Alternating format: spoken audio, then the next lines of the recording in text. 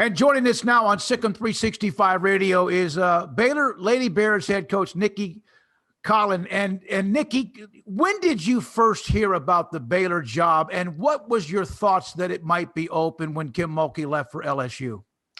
I actually heard, probably a couple of weeks ago. I mean, this is a small world, this coaching world. And I had heard about it really more from the side of Nikki Fargas going to the Aces. That was the first, kind of domino that I heard about. And, then there was the rumblings that, Kim might leave, that she might go home. So certainly a couple of weeks ago, started to hear that. Honestly, like I was so immersed in my team and my season, I'm not sure what day it was that, she even officially took the LSU job. But I would say, maybe a day later, I got a text from a friend asking me if I was interested in the job. And I said yes. And didn't know that would lead to anything, other than a friend asking me if I was interested in the job. But then got a call from the search firm and had a conversation with them. And he obviously felt good enough to push my name forward. And, then I spoke to Mac on the phone and, but even at that point, I didn't know who the other candidates were. I didn't know whether this was serious. I didn't know if they're just talking to a lot of people. Am I the out of box hire? Am I the out of box candidate, in terms of looking in a lot of different directions? So it really didn't get real until Sunday. In all honesty. Doug Gottlieb told us yesterday that you are out of your mind that you got this job. Are you? Do you kind of like trying to figure all this out? I think partly just because it happened so quickly. And, I actually had, when the Baylor job opened, I had a reporter that covers us a lot in the W say, what's it going to take to get you to Baylor? And I just kind of sent the laughing emoji, like, really? Come on. So I am. I'm still a little bit in shock that, other than I'm here and I've hugged players and I've spoken to people and I've been around campus, these coaching searches happen this fast, but I certainly wasn't a week ago thinking I would be sitting here getting ready for a press conference today. As women's college basketball goes, this is a destination job and a top 2 or 3 job you can get. So in your kind of wildest coaching mind, do those things kind of pop in your head? Like, Baylor being open is akin to UConn being open. It's just not something we think about as sports people. Absolutely. Yeah. You never thought, you thought Kim would retire here, just like you think Gino's going to retire at Connecticut and Tara's going to retire at Stanford. That's how this job is viewed. And so definitely, I know that there's a big challenge ahead. I know, cliche-ishly, there's big shoes to fill. Like she built this. And, my job is to, keep growing it, but growing it the way that I know how to grow it, with my style and my personality and, my approach to coaching.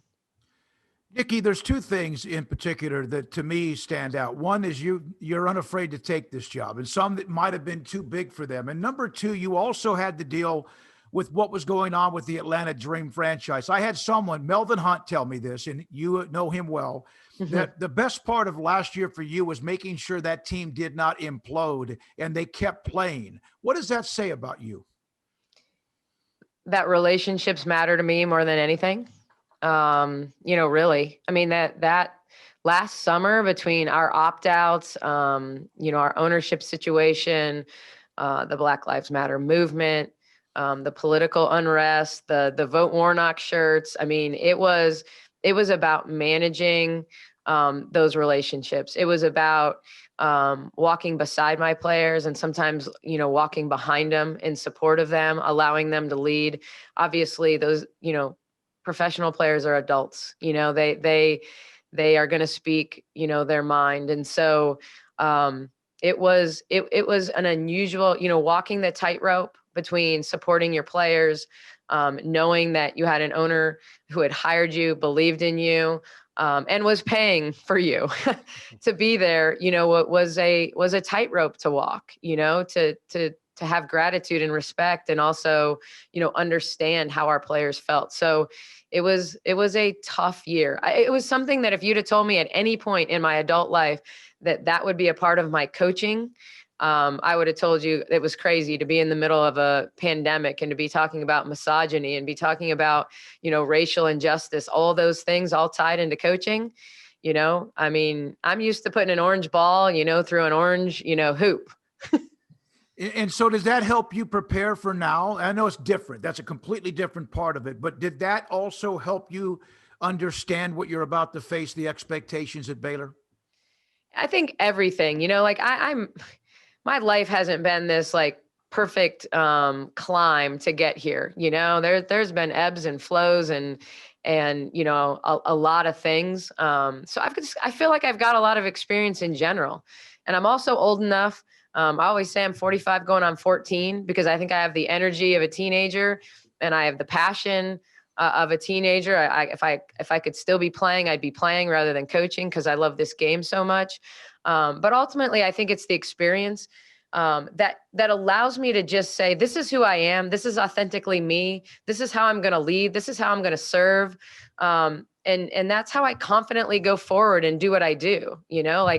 I'm not going to try to be Kim. I'm going to be Nicki Collen. And, this administration felt like that was good enough, and hopefully better than that. So, ultimately, like, I'm just excited to put my footprint on this program, even if it's a footnote, like ultimately, you got to start somewhere.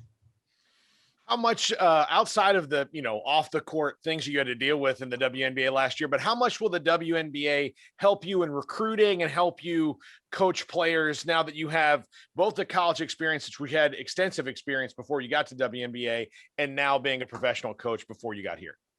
Yeah, I think the WNBA experience helps me in two ways. One, I absolutely know what it takes to get there, and I know what it takes to be successful there. So if I'm going into a home, those players should believe that I know how to get them there. I mean, because, we've turned players into most improved players in the WNBA. We've had players be first team all conference players, even in Atlanta. So, I can talk the talk, but I'm going to walk the walk, when it comes to preparing those players. The other area it helped me is every game in the WNBA, you got to show up. There aren't 40-point games. There aren't games that you have starters out, in the third quarter. You got to coach to the last minute in every game because every 14-point game is going to go to a 4-point game. Every 20-point game is going to get shrunk to at least 8 at some point. So managing late game situations, understanding time and score, competing against incredible minds. It's in-game adjustments are so important in the WNBA. You can't do the same thing all the time. You got to double grinder sometimes. You got to player single sometimes. You got to coach that into the players to have, some instinct at when to do what.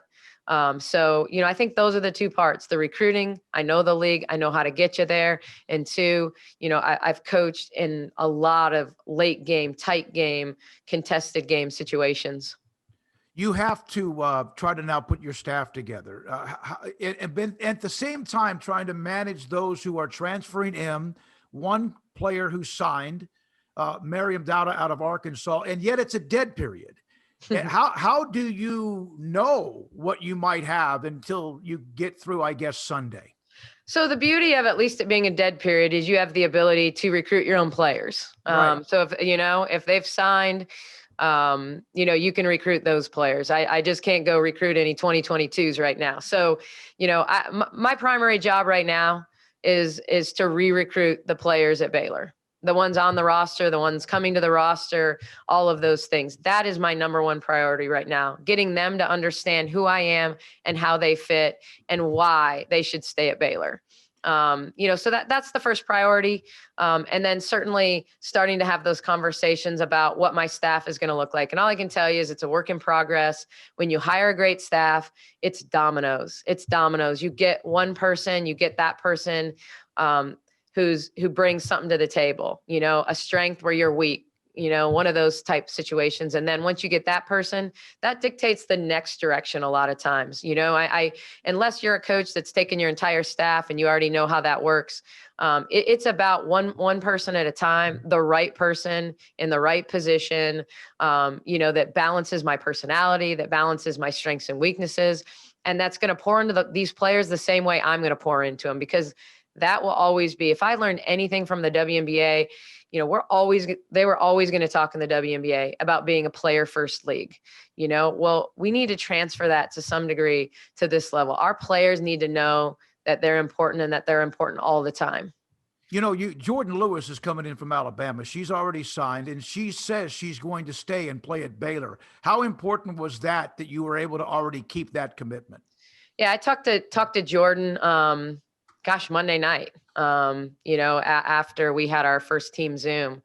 And one of the good things about Jordan is that I was at Florida Gulf Coast when she was playing in high school. So we had Jordan on campus. We had her family on campus. You know, I think it came down to Florida Gulf Coast, Clemson, and Alabama at the time. So Jordan has elevated her game over the last 5 years. At the same time, it always comes down to relationships. And she played for Central Florida Elite, and her coach with Central Florida Elite is close to a coach that's at Florida Gulf Coast now that I'm great friends with, you know. So it's about having the right network, the right relationships, and having people say things about you without you having to say it. A lot of times it's like, no, you need to stay. You need to go play for Coach Nicki. Like, she's awesome, you know, and then you don't have to necessarily sell yourself in every environment. So, you know, if you leave a trail of people who believe in you, who trust you, who you treat right, then ultimately, like, other people will sell you sometimes better than you can sell yourself. You left college coaching 3 years ago, and you come back, and the transfer portal's gotten turned up to 11. Yeah. How do you adjust to that, knowing it was one thing when you left, and you walk back through the door, it's almost a completely different thing? Well, here's what it is. Here's why I'm comfortable with it. It's free agency. Yeah. That's what it is. It's free agency.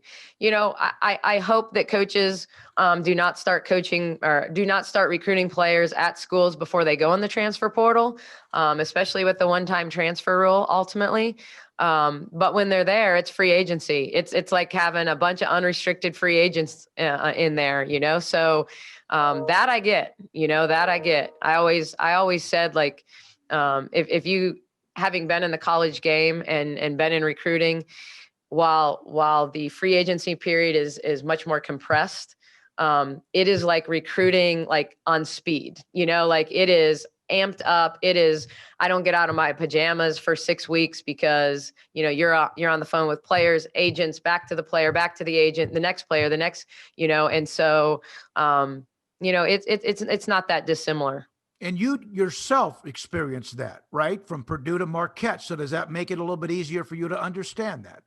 Absolutely. And I've always said, you know, if players are transferring for the right reason, and you can't tell anyone that they're not transferring for the right reason today anyway, you know, I think that sometimes the hard part about transferring is you have players who are successful and they're just looking for something a little different. But certainly, I understand, like, my experience was I played on a great team at Purdue, but I didn't get the kind of minutes I wanted, and I wanted to have a different impact.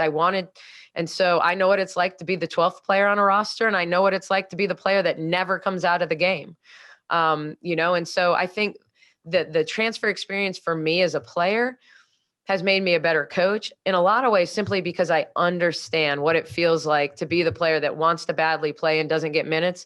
And I understand what it means to be the player that only comes out, you know, if I'm not standing up, you know, because I got knocked down and can't get back up. So, yeah, I mean, I do understand it. I mean, players are trying to be happy, you know, that college is short. They should enjoy their experience. And I hope ultimately, you know, when I retire from Baylor, that, you know, the one thing players will say is that they had joy. They loved their experience on the court and off the court at Baylor University. I know you got to go. How much of a sponge are you when it comes to basketball? Coach Melvin Hunt said you just soaked it in, watched practice, never said much, and then met at midcourt and just listened. Yeah, I fell in love with the game of basketball in the 5th grade. It was my first love, not my only love now, but ultimately, like, it is who I am, you know, and I watch a ton of NBA basketball. I think that's where trends start. We see the best of the best players and coaches, and that transfers to the W, which transfers to college, both on the men's and women's side. So I just want to be better. You know, I want to know more than I want to know more tomorrow than I know today, you know, and because I have such a passion for the game itself, I have a passion for relationships, but I have a passion for basketball in general. So if I'm going to be great, you know, I got to keep working. That's Nicki Collen, again, the new head basketball coach for Baylor women's basketball. Coach, thanks a lot. Good luck with your speech today, your introduction, and thanks for your time. Thank you. Nicki Collen, Baylor women's basketball on Sikkim 365 Radio.